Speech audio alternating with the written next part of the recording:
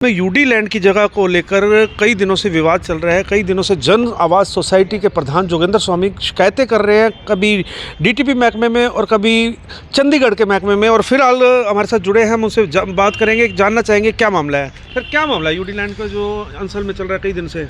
कई दिन से नहीं, कई साल से ये हम लोग प्रदर्शन भी कई किए हैं। मैं चंडीगढ़ तक में डायरेक्टर जनरल को ज्ञापन दे चुके हैं, सीटीपी को ज्ञापन दे चुके हैं, डीटीपी पानीपत को ज्ञापन दे चुके हैं। हम कहते हैं कि जो सरकारी गौर है, जो ग्रीनरी लैंड है, यूडी लैंड जो बना ही नहीं सकते, जिसमें प्लानिंग नहीं हो सकती। अगर प्लानिंग होती तो जब यह कॉलोनी कटी तभी हो जाती। लेकिन डीटीपी विभाग के भ्रष्ट अधिकारी अंसल मालिकों के साथ मिल करके करोड़ों की सरकार को चपत लगा रहे हैं।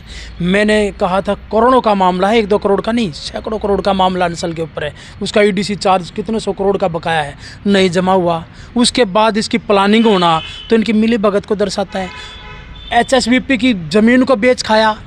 अब यूडी लैंड का जिस जगह, आज की बात है, मेरे को अंसल से फ़ोन आया, भाई यूडी लैंड में निर्माण हो रहा है अवैध तरीके से। मैंने डीटीपी विभाग में बात की।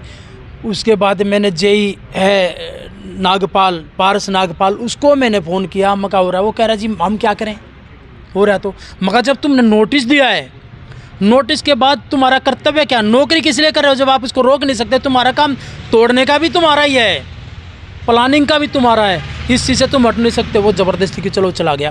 वहाँ जाते, वहाँ का स्थानीय आदमी खड़ा था, वो कहता है जल्दी फटाफट तैयार कर लो, शिकायतें आ रही हैं, वो कह के और निकल आया। उसके बाद धड़ल्ले से फिर काम चालू हुआ।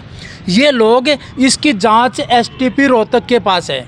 इसमें स्वामी जी शायद एफआईआर भी दर्ज है, हमारी बात हुई थी पीछे, एफआईआर दर्ज करवा रखी है इसमें। इनका इसी ज़मीन के ऊपर जो यह निर्माण कार्य हो रहा है, सबसे बड़ी हैरानी देखो, उस यूडी में जिसमें निर्माण हो रहा है, जिसमें ये डीटीपी विभाग, डीटीपी और जेई मिलकर निर्माण करवा रहे हैं, उसमें सरकारी रास्ता है।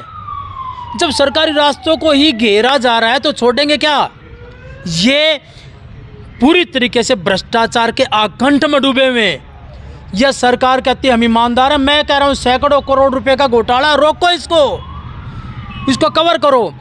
सरकारी रास्ते खा गए, यूडी लैंड खा गए, लोगों को खा रहे हैं वहाँ पे।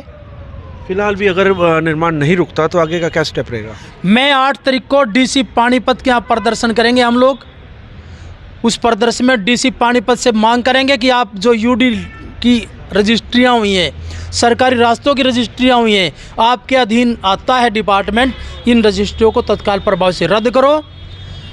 और अब उसके बाद कार्रवाई नहीं होती तो हम सीधा हाई कोर्ट का रास्ता लेंगे, क्योंकि हाई कोर्ट के बगैर हमें नहीं लगता कुछ होगा। क्योंकि ये सभी अधिकारी इसमें, डीटीपी हेडक्वार्टर, सीटीपी, सभी भ्रष्टाचार में डूबे हुए हैं। सब के सब इसकी अवैध प्लानिंग में हिस्सेदार हैं, सब मोटे पैसे खा के बैठे हैं। तो 8 तारीख, जी हाँ, 8 नवंबर तक अगर यूडी लैंड पर रोक नहीं होती तो 8 तारीख को डीसी कार्यालय के बाहर जन आवाज़ सोसाइटी प्रदर्शन करेगी और जो भी रजिस्ट्रियाँ हुई हैं इन रजिस्ट्रियों को रद्द करने की मांग करेगी। नहीं तो चंडीगढ़ में इस प्रकार का प्रदर्शन किया जाएगा।